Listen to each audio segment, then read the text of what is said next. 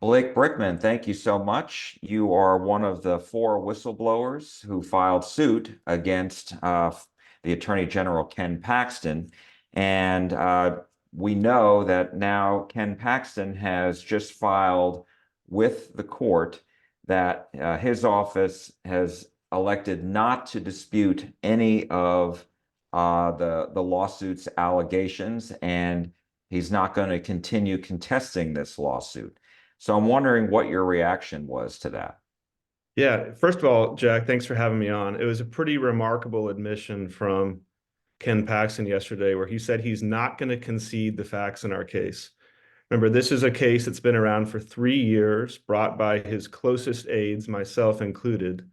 And he went from saying the law did not apply to him to he could fire us to at the impeachment trial saying he's innocent of everything to yesterday saying, actually, I'm not going to concede any facts that the plaintiffs allege, the whistleblowers allege. It's remarkable, a complete 180 he's done. And so what does this mean? I mean, what is he trying to accomplish here? He says he wants to save the state and taxpayers money and resources that would have to be geared for his office to defend this lawsuit. What he's really trying to do, Jack, is prevent being deposed. And what he did yesterday does not stop our lawsuit. We are still going to depose him because the people of Texas deserve the truth. He has never answered questions about his conduct. He never goes on media shows like this.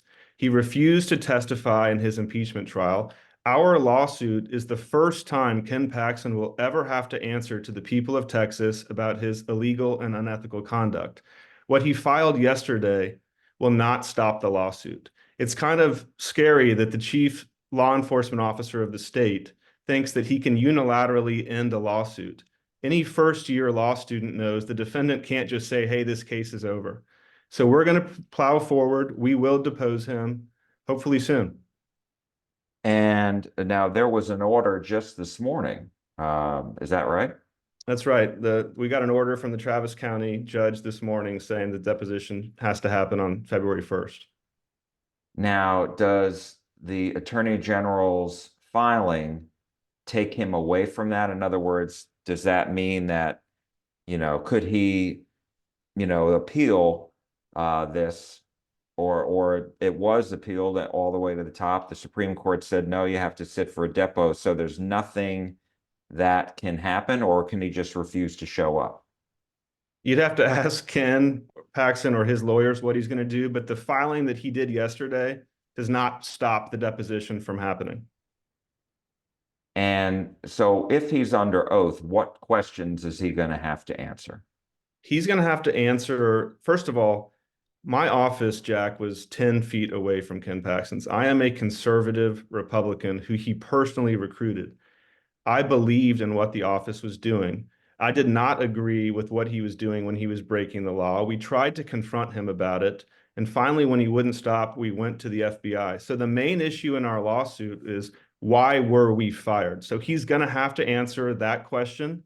And he's also going to have to answer questions about his relationship with Nate Paul, who's the Austin businessman under federal indictment that Paxton turned his entire office over to, the same guy that was involved in the remodeling of Ken Paxton's home, the same guy, Nate Paul, who hired Ken Paxton's mistress. Ken Paxton will have to answer questions for the first time about all of those things.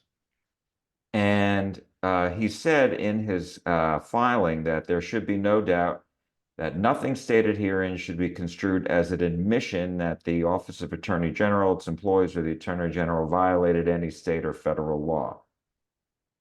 So, what do you say to that? And in his press release yesterday, he says, instead of moving on with terms mutually agreeable to both sides, he's talking about the settlement. These rogue former employees disavowed their own settlement and escalated their crusade against me. It has become increasingly clear their objective is not to resolve an employment lawsuit, but to sabotage my leadership in this agency. I think that's totally bogus. What Ken Paxton's trying to do is he's trying to have his cake and he's trying to eat it too. He cannot stop his deposition in this case. And what he's doing is saying, I'm not going to concede the facts. I'm going to allow a judgment to be entered. but I didn't break the law. Our entire case is about whether he broke the whistleblower law or not. So he can't have his cake and eat it too and say, I didn't break the law, but I'm going to concede all the facts in the case. I mean, it doesn't even make sense. Again, any first-year law student would look at this and say, this makes no sense, which is why we're proceeding forward. And my last question to you is, could he, plead the fifth? He could. And I anticipate that's what he's going to do. But the way that works is he would have to plead the fifth to every single question. Remember, in his impeachment trial, he did not have to take the stand. So the senators that voted to acquit never heard from Ken Paxton. In our case, we will hear from Ken Paxton. He will be deposed, and that's significant, Jack. And it's significant to the legal case because any judgment that we get in our case ultimately has to be approved by the legislature. And the people of Texas deserve to know the truth. All the whistleblowers want is the truth to come out. We will show up. We will be deposed. We have absolutely nothing to hide here. All we want is the truth. Our lawsuit is about the truth. The deposition of Ken Paxton will allow the truth to finally come out on this case, and that's all I want. Blake Brickman, thank you so much. We appreciate it. Thanks, Jack. Thanks for having me.